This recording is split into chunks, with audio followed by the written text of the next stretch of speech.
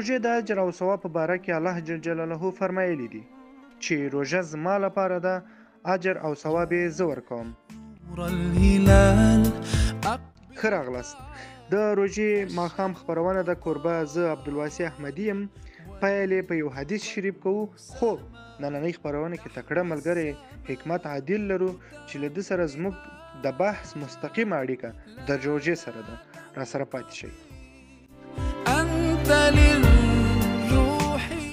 إنما بعثت لأتمم مكارم الأخلاق.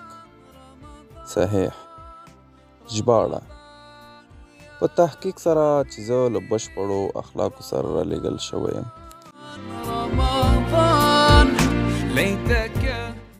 بیا هم ښه راغلاست.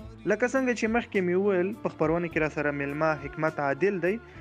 عادل صاحب خپرونې ته ښه راغلاست. لومړۍ پوښتنه داسې ده که روژه تاسو راته له خپل اند څخه تعریف کړئ.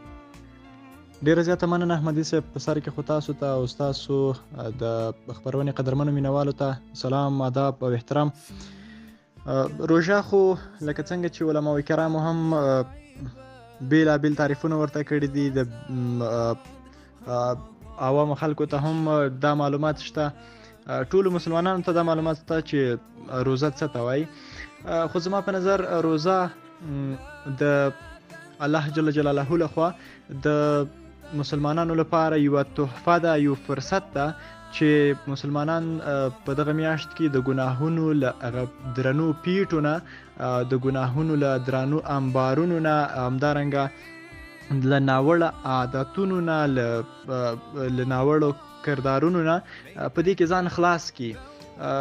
نو زما په نظر روژه چې ده د مسلمانانو لپاره د خدای جل جلاله لخوا یو ګیفت ده، یوه ډالۍ ده چې مونږ ته یې راکړې ده. ډیره زیاته مننه عادل صاحب محترم. دوهمه پوښتنه داسې ده که راته ووایې چې د روژې د خوړلو لپاره شرعي عذرونه څه دي؟ احمدي صاحب ډیره ساده ده، انشاءالله ټولو ته به دغه شرعي عذرونه معلوم وي. لومړي سر کې خو ماشومانو باندې روزه نشته. ماشومانو ته جایز ده چې هغه ماشومانو ته چې د بلوغ حد ته نه وي رسېدلي ورته جایز ده چې روزه وخوري، روزې نیول ور باندې نشته. دویم ناروغانو ته، هغه ناروغانو ته چې روژه نیول ورته ستونزه پیښوي یا ستونزه ډیروي، نو هغو لپاره روژه خوړل جایز دي، یعنی کولی شي روزه وخوري او بیا یې وروسته کفاره ادا کړي یا هم بیرته هغه قضایي راوګرځوي. دریم هغه مسیرانو ته چې هغه ته په عامه اصطلاح شیخ فانی ورته ویل کېږي، یعنی دا چې د ډیر عمر وي او د عمر لحاظ روزه نشي نیولی، نو په هغوی ته جایز ده چې بیا وروسته د روزې په بدل کې فدیه ورکړي. دغه کسانو ته چې نومونه یاد شول روزه جایز ده چې دوی روزه وخوري او وروسته یې بیا ونیسي. خدای دې اجر درکړي عادل صاحب محترم، ډېره زیاته مننه. بله پوښتنه داسې ده یو مسلمان باید په روژې کې د خپل ځان لپاره څنګه اخلاق غوره کړي؟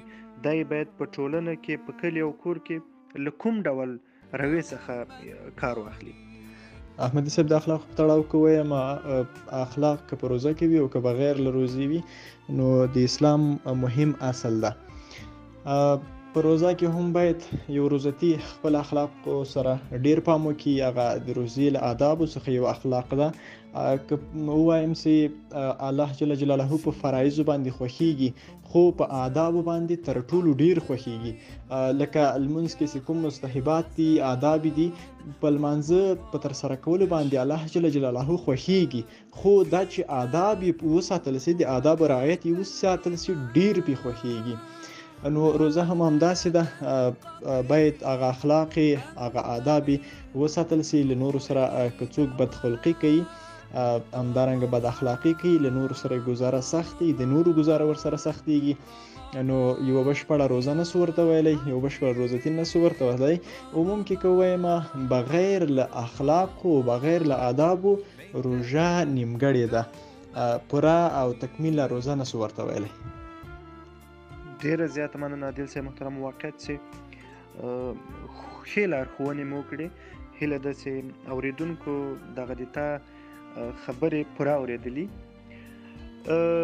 ډیره زیاته مننه چې په خپرونه کې د راسره برخه واخیستله او خپل وخت یې موږ ته راکړ. که په اخر کې خپل پیغام اوریدونکو ته ووایه. ډیره زیاته مننه احمدي صاحب، له تاسو څخه هم او له هر هغه چا مننه چې زموږ غږ د روزي ماښام په خپرونه کې اوري. غوښتنه مې له ټولو دا ده چې د روزي په مبارکه میاشت کې د روزتي دعا نه ردیږي، نو د خپل هیواد په حق کې او همدارنګه د خپلو والدینو په حق کې او همدارنګه زموږ په حق کې د الله عزال رب له لوی دربار څخه دعا وغواړي. ډیره زیاته مننه احمدي صاحب چې وخت مو راکړ. الله مو مل. بیا هم ډیره زیاته مننه قدرمن عادل صاحب. درنو اوریدونکو، له تاسو څخه هم ډیره زیاته مننه چې خپرونه مو تر پایه پورې واورېده. هیله لرم چې کوم مسایل مو نه وو زده دلته مو زده کړي وي او له مثبتو لارښوونو څخه استفاده وکړئ. بیا هم ډیره زیاته مننه په خپرونه کې که راسره ګډون کوئ. د خپرونې د واتساپ شمیره په ویډیو سکرین کې شته، راسره ګډون کولی شئ او خپل معلومات مو تر ډیرو اوریدونکو که غواړئ ورسوئ په خپرونه کې راسره ګډون وکړئ. ډیره زیاته مننه بیا هم تر بلې خپرونې چې زه ستاسو په درانه چوپړ کې حاضرېږم. تر هغو د خدای په امان، ښه وخت، ښې شېبې او ښه روژه ولرئ.